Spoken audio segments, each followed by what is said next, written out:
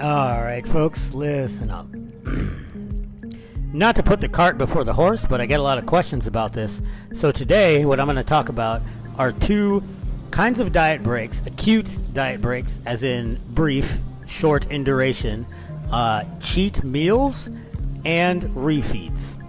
Now let's define the two of these things first, alright? When we say a cheat meal, by definition, what we are saying is that everything's back on the menu. So whatever restrictions that we have implemented in order to achieve our caloric deficit and to, assist us with our habit-forming behavior are just out the window for this particular meal. Hence, cheat meal. Whereas a refeed, as I term it, and different coaches might define it as something different, is the amount of food is unrestricted. However, it still has to be within the parameters of whatever your established diet is. So like for me, as an example, things like pizza, ice cream, that would be cheat food because it's just not something that I eat on a regular basis. Whereas on a refeed, it would be something like Korean barbecue where I just can eat as much steak and vegetables as I want to. Okay, so now that we've defined both of these things, let's talk about pros and cons. Starting with cheat meals, a lot of people are big fans of cheat meals, obviously because, well, number one, it's just an excuse to eat, fun foods that you like. So, okay, great, but let's talk about the benefits in terms of our overall objective of fat loss, reduction in adiposity.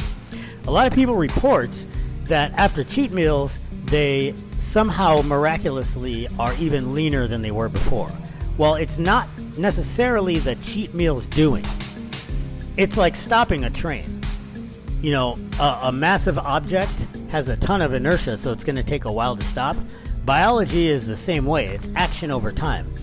If you've been meaningfully consistent, then that is kind of the state of nature that your biology is used to.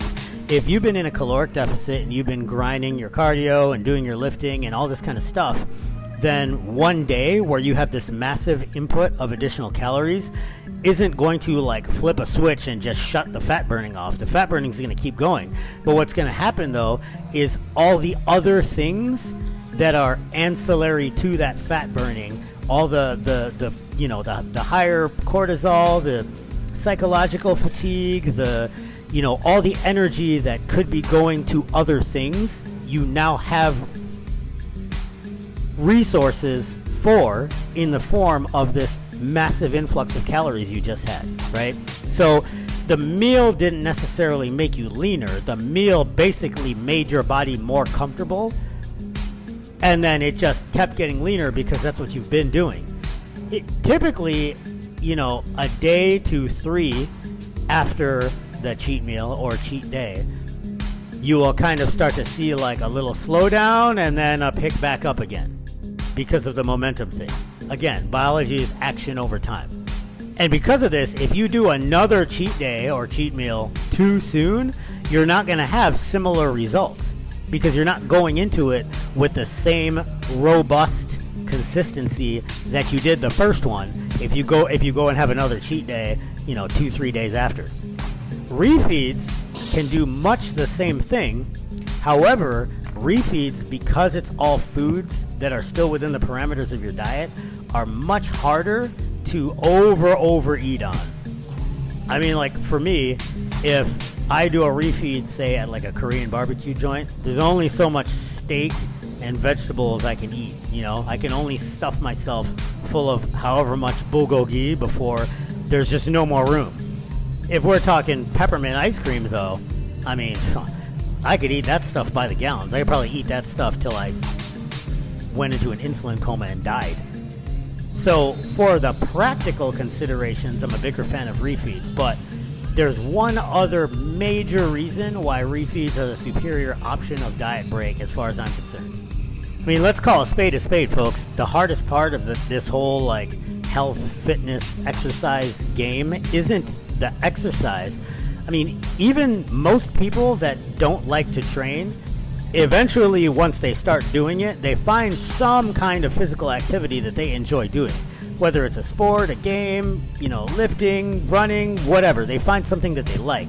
The hard part is sticking to your diet, and the biggest difficulty there is that these highly palatable, highly processed foods are designed by the manufacturer to be super tasty, so you want to eat more of them. There are people that, can have their little fix of ice cream or a couple cookies, and then they're good for the next several weeks. And if statistics are any indication, most of you are not those people. This is why if you're in a weight loss phase of your fitness journey, and you've just been crushing it and grinding, and you're just in need of just a little break, even if just psychologically, I recommend staying the course with the types of food that have got you this far. Just have a meal or two where you can eat more of them.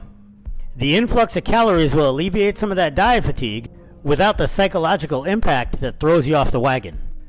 Because remember, folks, consistency is a superpower. Stay in the fight.